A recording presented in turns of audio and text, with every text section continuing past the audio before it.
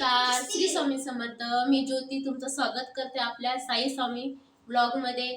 तर आज वार शुक्रवार आहे आणि आज माझा वैभवलक्ष्मीचा उपास पण आहे. आणि आता 5 वाजले आणि मी आता वैभवलक्ष्मीची पूजा कशी मांडते ते तुम्हाला दाखवते. आणि तुम्हाला आवडली ना तर नक्की कमेंटमध्ये मला सांगा का आवडली म्हणून. आणि तुम्ही व्हिडिओ बघतात पण सबस्क्राईब नाही करते, प्लीज सबस्क्राईब करायला विसरू नका आणि बेल लाईकचं बटन दाबायला पण विसरू नका. सुरुवातीला सगळं सामान माझं जवळ आणून ठेवले म्हणजे सारखं सारखं उठायला नाही लागत. कोणती पूजा मांडायच्या आधी रांगोळीने आधी स्वस्तिक काढून घ्यायचंय. स्वस्तिक हे शुभचिन्ह असतं.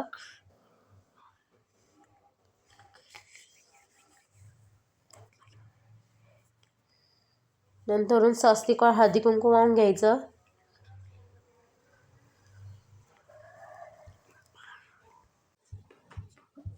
एक पाट घ्यायचा किंवा चौरंग घ्या, त्याच्यावर लाल वस्त्र अंथरायचंय. माझ्या वैभवलक्ष्मीचा फोटो आहे तो लावलाय मी, म्हणजे ठेवलाय. आणि पोथी वैभवलक्ष्मीची. वात करताना कधी पण डबल करायची, सिंगल वात नाही करायची आहे. पूजा करताना पहिले दीप प्रज्वलित करून घ्यायची आहे. आणि दिव्याची पण हळदी कुंकू वाहून पूजा करून घ्यायची.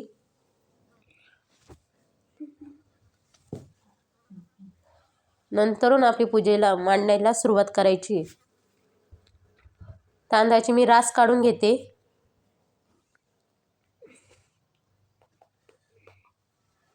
त्यावर आपला कलश स्थापन करायचा आहे. त्याच्यावर हळदी कुंकू वाहून घेते.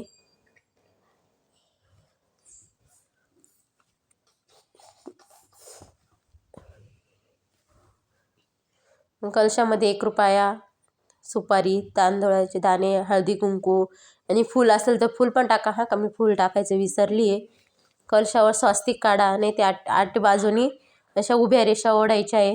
त्याला हळदी कुंकू लावायचं आहे.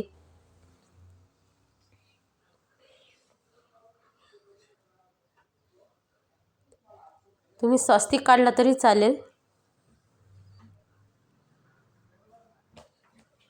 पूजा मांडायच्या आधी गणपती बाप्पाची पूजा करून घेते. तांदूळ ठेवले, तांदळावर हळदी कुंकू वाहिलं, गणपती बाप्पाची स्थापना करून घेतली. मग कलश ठेवलाय. कलशावर एक वाटी ठेवायची, त्याच्यात तांदूळ ठेवायचे.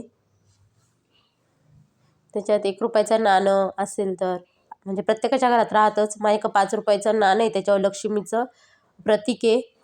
आणि एक चांदीचा शिक्का ठेवला मी. श्रीयंत्र, मग कवड्या, हे लक्ष्मीचं प्रतीक आहे, ते पण ठेवा. तुमच्या का असेल तर ठेवा, नसेल तर काय हरकत नाही, पण आहे माझ्या का म्हणून मी ठेवते. आणि त्याला फुलं वाहून घ्यायची आहे देवाला. देवीला जास्वंदीचं फूल जास्त प्यारी आहे आणि ह्या वैभवलक्ष्मीसाठी जास्वंदीचंच फूल शक्यता करून लागतं.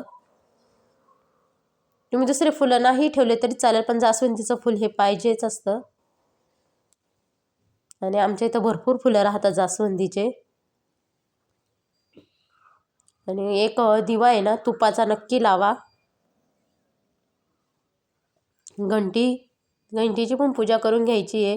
दिव्याची पण पूजा करून घ्यायची आहे. आता नंतरून मी रांगोळी काढते. पूजा मांडताना रांगोळी आधी काढली का ती पुसूनच जाते, त्याच्यानंतरून मी रांगोळी काढते नेहमी.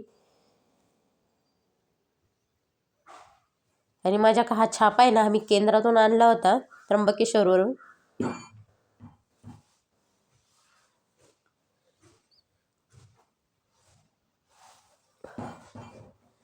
आता झाली माझी पूजा मांडून. कशी वाटते? अगरबत्ती लावून घ्यायची, धूप.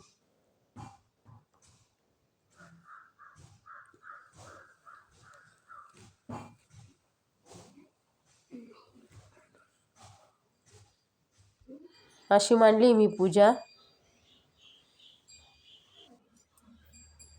कशी वाटली तुम्हाला आजची माझी वैभवलक्ष्मीची पूजा मांडलेली ते तुम्ही नक्की सांगा. आणि फळ असेल तुमच्याकडे तर तुम्ही ठेवू शकता, नसलं तर काय हरकत नाही.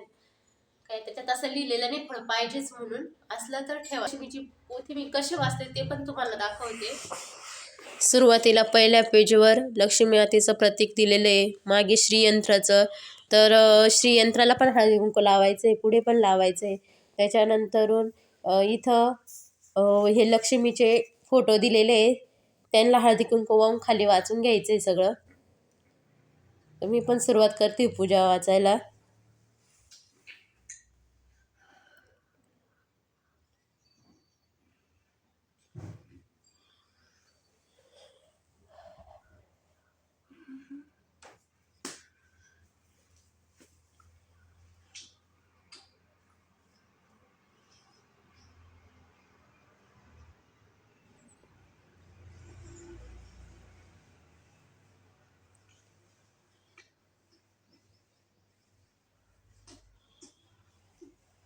नंतरून ते स्तवन येतं ते वाचायचं आणि नंतरून त्याच्यावर स्तवन वाचल्यानंतरून एक फूल ठेवायचं जास्वंदीचं, त्याला हळदी कुंकू वाहून आपली प्रार्थना सांगायची. म्हणजे आपल्याला काय आपली इच्छा आहे ती व्यक्त करायची.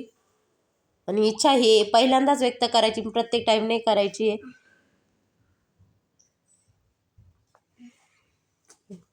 आणि नंतरून कथा वाचायला सुरुवात करायची आहे. आता झाली माझी पूजा, पोथी पण वाचून झाली आहे, कारण की लवकरच वाचून घेतली.